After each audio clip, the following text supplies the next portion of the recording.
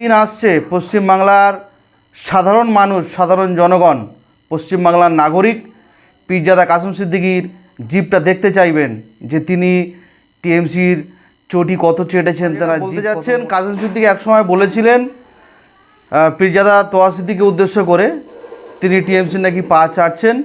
তিনি রাস্তায় দাঁড়িয়ে কাসেম সিদ্দিকী বলেছিলেন তোহা সিদ্দিকীর জিপটা দেখবেন, তার জিপটা কত মোটা হয়েছে।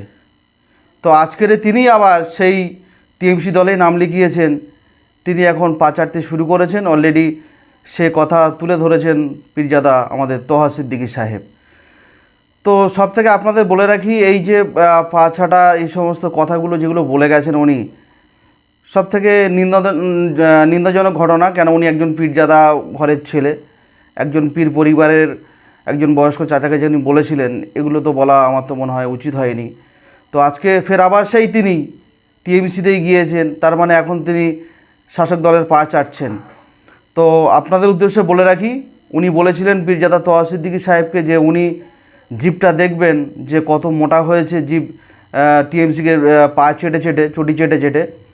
তো আগামী দিন আসছে পশ্চিমবাংলার সাধারণ মানুষ, সাধারণ জনগণ, পশ্চিমবাংলার নাগরিক পীরজাদা কাসেম সিদ্দিকীর জিপটা দেখতে চাইবেন যে তিনি টিএমসির চটি কত চেটেছেন, তারা জিপ কত মোটা হয়েছে।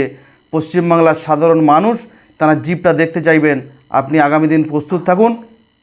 পশ্চিমবাংলার সাধারণ মানুষ আপনার জিপ দেখতে চাইবেন যে আপনি চটি চেটে চেটে আপনার জিপটা কত মোটা হয়েছে। পশ্চিমবাংলার মানুষ আপনার দেখতে চাইবে। তারপরে আর আপনার যে কথা বলেছিলেন যে টিএমসি যারা করে মুসলিম নেতারা, তারা জানাজা পড়া যাবে না, তাদেরকে লাশ নিয়ে ঠ্যাং ধরে নবান্ন ফেলে দিয়ে আসতে হবে।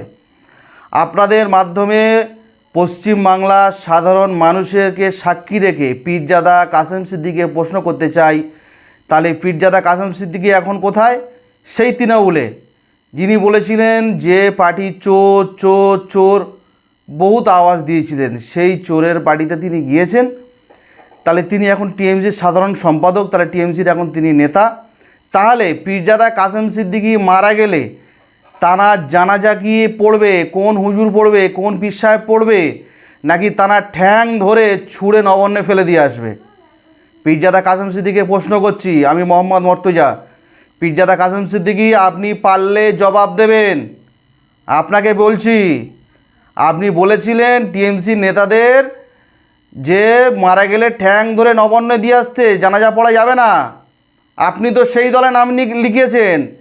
আপনি বলেছিলেন চোর চোর চোর, ভুলে গেছেন?